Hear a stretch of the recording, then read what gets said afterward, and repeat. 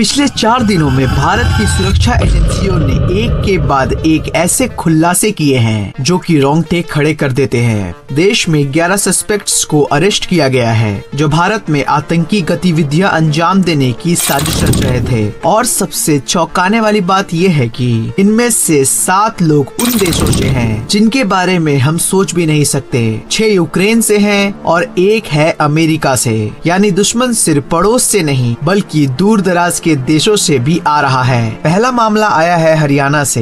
Haryana special task force ने 3 लोगों को गिरफ्तार किया है। इनके पास से 2 किलोग्राम विस्फोटक सामग्री मिली है जिसके बारे में ये शक है कि ये आईईडी बनाने का सामान था। ये लोग राजस्थान के हनुमानगढ़ इलाके में और कुछ अन्य जगहों पर भी धमाका करने का प्लान बना रहे थे। 3 लोग जिन्हें गिरफ्तार किया गया है उनका नाम है अली अकबर जो कि अजमेर से था, दूसरा अनस जो कि मेरठ से था और तीसरा जहांगीर जो कि अंबाला से था। इन तीनों से अभी फिलहाल पूछताछ जारी है और इनके बाकी साथी अभी फिलहाल फरार हैं जिन्हें ढूंढने की कोशिश की जा रही है। दूसरा मामला और भी डरावना है। सहारनपुर के रहने वाले हर्ष अली जो कि अभी सिर्फ 19 साल का है, वो BDS यानी कि दांतों की पढ़ाई कर रहा था। उसे मुरादाबाद से पकड़ा गया। सोचो एक मेडिकल छात्र और वो पढ़ाई की आड़ में क्या कर रहा था। ये ISIS के मॉड्यूल का हिस्सा बन चुका था और वो इंस्टाग्राम के जरिए दूसरे लोगों के दिमाग में ISIS की सोच भरने की कोशिश कर रहा था। वो सोशल मीडिया पर भी पेज शुरू करना चाहता था जिसके जरिए भारत विरोधी और लोकतंत्र विरोधी संदेश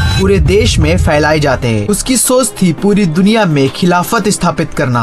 लोकतंत्र में उसका कोई भरोसा ही नहीं था। 19 साल की उम्र, मेडिकल की पढ़ाई और अंदर से पूरी तरह से कट्टर पंथ में डूबा हुआ और ये सबसे बड़ी चिंता है। तीसरा और सबसे चौंकाने वाला मामला, 6 यूक्रेनी और 1 अमेरिकी नागरिक ये सब भारत में लीगली एंटर किए, लेकिन फिर ये मिजोरम यानी कि हमारे पूर्वोत्तर राज्य वहाँ पर वो पहुँचे। वहाँ से वो म्यांमार में घुस गए और साथ में ड्रोन भी ले गए। म्यांमार में ऐसे कई चरमपंथी गुट हैं जो खुलेआम उग्र गतिविधियां करते हैं और ये किसी से छुपा भी नहीं है। हालांकि ये लोग पकड़े गए हैं और NIA को 11 दिन का पूछताछ का समय दिया गया है। अब देखना होगा कि आगे क्या सच सामने आता है। दोस्तों अभी पूरी दुनिया में चारों तरफ उथल पुथल चल रहा है। बांग्लादेश की कंडीशन तो आप जानते ही हैं। पाकिस्तान, अफगानिस्तान ये दोनों लड़ रहे हैं। मिडिल ईस्ट में भी आग लगी है, लेकिन भारत इन सब के बीच स्थिर खड़ा है। ये इसलिए पॉसिबल हो रहा है क्योंकि हमारी सुरक्षा एजेंसियां दिन रात काम कर रही हैं। जब भी कोई हमला हो जाता है तो सवाल पूछना आसान हो जाता है, लेकिन जब हमला होने से रोक लिया जाए तब उनकी तारीफ करना भी हमारी जिम्मेदारी है।